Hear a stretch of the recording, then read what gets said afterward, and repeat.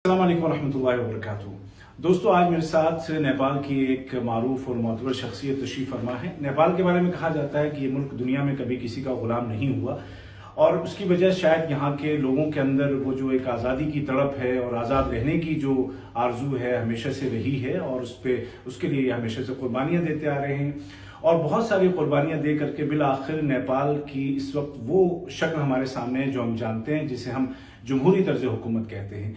इसी हुकूमत में शामिल और नेपाल की नेशनल असम्बली के मेंबर मोहतरम मौलाना मुफ्ती मोहम्मद खालिद सिद्दीकी साहब हमारे साथ मौजूद हैं, जो कि कतर के दौरे पर तशरीफ़ लाए हैं और हमारी खुशकिस्मती है कि उनसे बात हो रही है। और हम कोशिश करेंगे कि इस मुख्तसर वीडियो में हम नेपाल में मुसलमानों के हालात, नेपाल का जो हुकूमत का तौर तरीक़ है वो समझने की कोशिश करें और फिर एक नेशनल असम्बली के मेंबर को नेपाल से बाहर रहने वाले नेपालियों से क्या तवक्कुआत हैं, इस पर भी बात होगी और साथ साथ कतर और नेपाल के ताल्लुकात भी ज़ेर बहस आएंगे।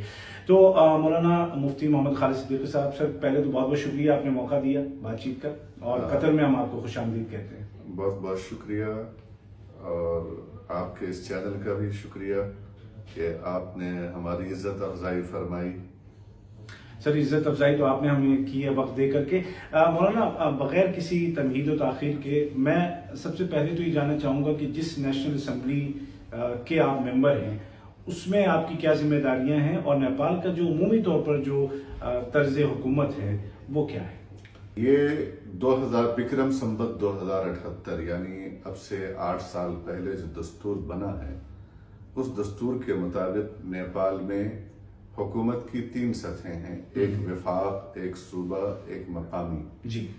मकामी में जो लोकल इलेक्शन होता है उसमें mayor, deputy mayor, president, vice president यानी लोकल प्रेसिडेंट। जी। इस तरीके से सूबा है, 7 सूबे हैं हमारे यहाँ। जी।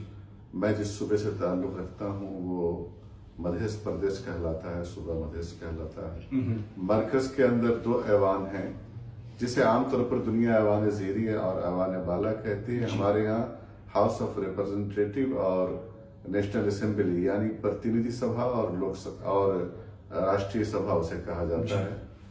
और जिम्मेदारी की जहाँ तक बात है तो दोनों ही पार्लियामेंट, जिसको हम फेडरल पार्लियामेंट कहते हैं, वफाकी पार्लियामेंट कहते हैं, दोनों ही पार्लियामेंट की जिम्मेदारी आइन साजी, कानून साजी, हुकूमत के कामों की निगरानी, सरकार के कामों की निगरानी और अवाम और मुल्क के मफादात के तहफ़्फ़ुज़ के लिए आवाज़ उठाना, साथ ही अगर कहीं कोई मसला अवाम से मुतअल्लिक़ दरपेश है, तरक्याती कामों से मुतअल्लिक़ या इंतज़ामिया से मुतअल्लिक़, उस आवाज़ को ऐवान के अंदर बुलंद करना और हुकूमत को मुतवज्जे करना, ये हमारा बुनियादी काम है। जी।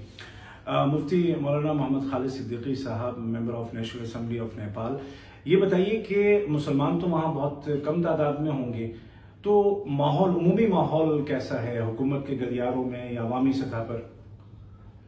बहैसियत एक शहरी के आप नेपाल को एक खुशगवार माहौल में आप उसके पस मंजर में देख सकते हैं और शायद बहुत ज़्यादा आप वहाँ के आदाद शुमार को देखें तो कई एक मज़ाहिब, कई तहजीबों, कई ज़ुबान, कई मज़ाहिब और कई रिवायात के हामिल तबक़ात का ये मुल्क है। और उन तबक़ात के बीच में, उन जमातों के बीच में मुकम्मल आहंगी, फ़िरक़ा वाराना हम आहंगी और आपसी मेल मिलाप और मोहब्बत पाई जाती है। ये नेपाल के लिए बाइस इफ्तिखार भी है, दुनिया के लिए सबक भी है। क्या बात है, क्या बात है। यही कम्युनल हार्मनी एक्चुअली चाहिए होती है हर जगह और उसकी एक बड़ी मिसाल ये खलीजी रियासतें भी हैं और यहाँ कतर भी है कि जहाँ पे हर पस मंज़र के और हर मज़हब के लोग रहते हैं एक साथ और काम करते हैं। और आप जानते ही होंगे कि कतर में जब काम करने की बात आती है तो हमारे जो नेपाली बरादरान हैं उनकी तादाद दूसरे नंबर पे सबसे ज़्यादा है। यानी भारत के लोग सबसे ज़्यादा हैं कतर में और उसके बाद नेपाल के लोग यहाँ पे अपनी खिदमत अंजाम दे रहे हैं। तो जो लोग यहाँ पे हैं उनसे आप क्या कहना चाहेंगे? आप वहाँ से आए हैं, आप उनके भी नुमाइंदा हैं। पहली बात तो ये है कि मैं वजाहत कर दूं कि आपने ये फरमाया कि नेपालियों की तादाद यहाँ दूसरे नंबर पर है। मैं समझता हूँ पहले नंबर पर है। इसलिए कहता हूँ कि ये 3 करोड़ की आबादी में دوسرے نمبر پر، اور آپ کے 140 کروڑ کی آبادی میں شاید پہلے نمبر پر ہے. تو اس حساب سے تناسب کے لحاظ سے قطر میں نیپالیوں کی تعداد سب سے زیادہ ہے. اور یہ اس لیے ہے کہ نیپالی ایماندار ہوتے ہیں، اپنے کام کے پکے ہوتے ہیں، اس جہاں جاتے ہیں اس ملک کے آئین کی، دستور کی پابندی کرتے ہیں، قوانین اور ضوابط کو مانتے ہیں. جی. دوسری چیز جو آپ نے ارشاد فرمائی ہے پیغام کے تعلق سے، جی، تو دیکھیے ہمارے ملک کی بھی بدقسمتی یہ ہے کہ ہماری معیشت تھوڑی کمزور ہے. جی. اور اس معیشت کو سنبھالا دیا ہوا ہے ہمارے، جن کو ہم مزدور کہتے ہیں، جن کو ہم کام کرنے والے کہتے ہیں، انہی پردیسی لوگوں نے بھی کل جی ڈی پی کا 23% 23% آپ کو ان کی شراکت ہے ملک کی کل جی ڈی پی کے اندر. اور یہ ایسی چیز ہے جس کی قدر کرنی چاہیے. ان کے ہمارے نیپالی مزدوروں کا پسینہ ہمارے لیے بہت قیمتی ہے، ہمارے ملک کے لیے بہت قیمتی ہے. اور میں ان کو کیا پیغام دوں؟ ہم تو یہ کہیں گے کہ ان کی جتنی ہمیں عزت افزائی کرنی چاہیے اور جتنا ان کا سمان کرنا چاہیے، شاید اس میں کچھ کمی ہی ہو رہی ہے، مجھے ایسا لگتا ہے. بہت اچھی، بہت خوبصورت بات. اور مولانا آپ قطر میں ہیں تو قطر نیپال کے جو تعلقات ہیں ماشاءاللہ وہ بھی بہت اچھے ہیں. اور مجھے یاد ہے کہ 2022 کے ورلڈ کپ کی جب تیاریاں ہو رہی تھی تو اس میں بہت سارے قطر کے مخالف جو پروپیگنڈا ہوا تھا اس میں نیپالی ورکرز کو ہتھیار بنانے کی کوشش کی گئی تھی. لیکن اس موقع پر یہاں پہ نیپالی ایمبیسی نے اور پھر نیپالی گورنمنٹ نے بڑا مثبت کردار ادا کیا تھا. تو قطر اور نیپال کے جو تعلقات ہیں ماشاءاللہ گزشتہ چند سالوں میں بہت ہی اچھے اور اچھائی مزید بہتری کی طرف جا رہے ہیں.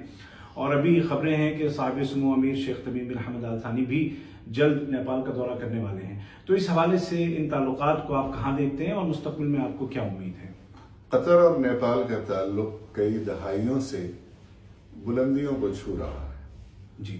اور ان میں کافی شراکت ہے. اب یہ شراکت کئی معاملات میں، کئی میدانوں میں بڑھنے کی امید ہے، توقعات ہے.